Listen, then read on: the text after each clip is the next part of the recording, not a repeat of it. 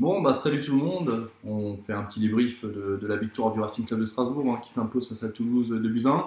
Alors je pense que c'est, voilà, il n'y a pas besoin de le souligner, je pense que vous l'avez tous remarqué, le loin pas le plus beau match du Racing Club de Strasbourg cette saison, surtout pas depuis de nombreuses semaines, mais voilà, le Racing n'a pas été éblouissant et a réussi à s'imposer, a réussi à remporter un match difficile face à une équipe toulousaine qui était très présente, qui a su installer son jeu au milieu de terrain, qui a pris beaucoup de pression sur le Racing Club de Strasbourg et qui nous a empêché vraiment de déployer un jeu latéral comme on a l'habitude de le faire sur les ailes pour centrer.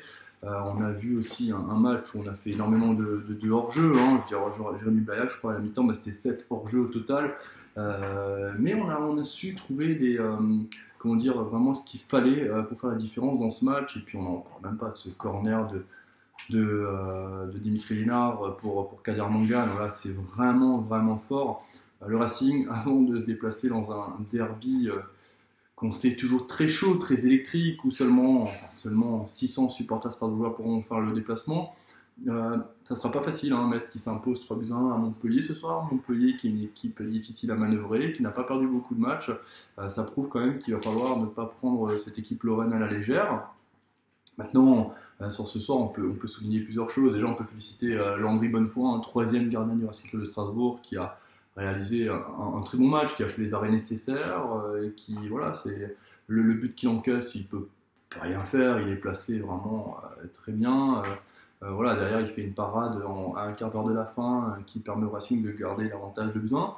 On peut parler du penalty, un penalty on va pas dire généreux parce qu'il y a vraiment faute, mais à côté de ça, un arbitrage qui était quand même un petit peu poussif, notamment les fautes sur Nuno da Costa, 4 en première période, et puis, comme dit, sur la première très grosse faute, on se demande si Nuno da Costa ne peut pas partir seul au but. Voilà, on a gagné, on n'y prête pas forcément attention, mais je rappellerai que face à Angers, on a eu même cas de figure avec Pavlovic dès la 8e minute de jeu qui n'avait pas été expulsé. Derrière, on connaît le scénario, 2-2. Ce soir, c'est pas le cas. Les 3 points sont dans la besace alsacienne et je pense que c'est vraiment le plus important. On peut tirer encore une fois, alors voilà, on sait qu'on se répète énormément là-dessus, mais je pense qu'on ne peut pas ne pas le souligner, l'apport de ces supporters qui sont encore une fois extraordinaires, plus de 23 000 personnes en plein mois de décembre. Alors pour cette nouvelle génération, je voulais en parler, cette nouvelle génération de supporters qui viennent d'arriver depuis la CFA 2, qui ont suivi les montées, CFA nationale, ceux qui sont arrivés en Ligue 2, ceux qui arrivent en Ligue 1 aujourd'hui, c'est normal de voir un stade plein de la Mélo. Pour beaucoup d'anciens, pas partie non plus des plus anciens, mais pour ceux qui ont connu le Racing de début des années 2000, fin des années 90, on se souvient d'une Méno qui, en mois de décembre, en général, est de loin pas garnie. On est plutôt dans les 12 000 personnes en Ligue 1. Voilà, d'ailleurs, demain, il y aura un article complet là-dessus sur l'affluence. Mais voilà, c'est important de le souligner aujourd'hui et de se rendre compte qu'on a quand même énormément de chance, que les supporters ont énormément de chance de participer à ça et ne pas penser qu'on a eu toujours ce public ô combien extraordinaire. Il est extraordinaire aujourd'hui, mais dans les passes difficiles, on a été comme dans beaucoup d'autres clubs, un petit peu en deçà de ce qu'il aurait fallu être, mais c'est normal parce qu'il manquait une certaine dynamique et cette dynamique, on l'a aujourd'hui.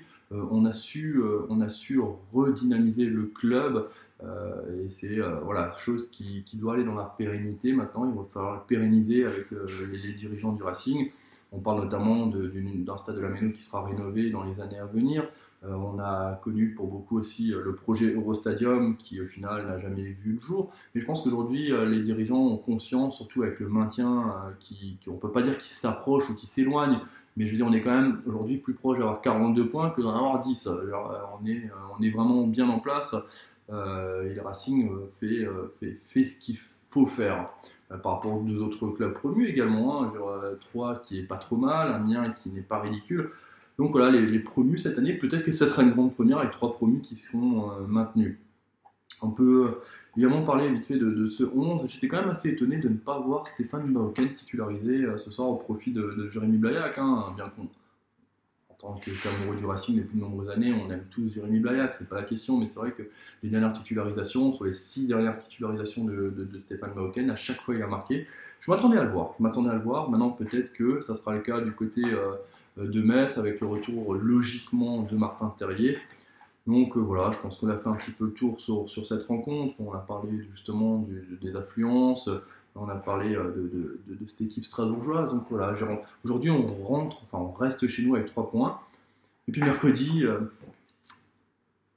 mercredi il va falloir s'imposer. Il faut s'imposer à Metz. Un derby, ça ne se joue pas. Un derby, ça se gagne avec tout le respect qu'on peut avoir pour nos meilleurs ennemis, hein, parce qu'au final, on ne rêve pas forcément qu'un club comme Metz tombe, parce que moi, je kiffe les derbys. Donc ça m'embêterait un petit peu qu'ils tombent. Aujourd'hui, avec 8 points, ça paraît quand même complexe. Mais j'espère que nous, on ne va pas leur en donner 3 et qu'on va revenir en Alsace et qu'on va pouvoir fêter Noël de la meilleure des manières. Parce que comme dit, si on a encore une fois 3 points sous le sapin face à Metz, là, on est bien et on va passer des fêtes de fin d'année bien au chaud. En tout cas, voilà, c'était le petit débrief de ce match. Hein. Je ne sais pas si on peut appeler ça un débrief, plus une impression à chaud.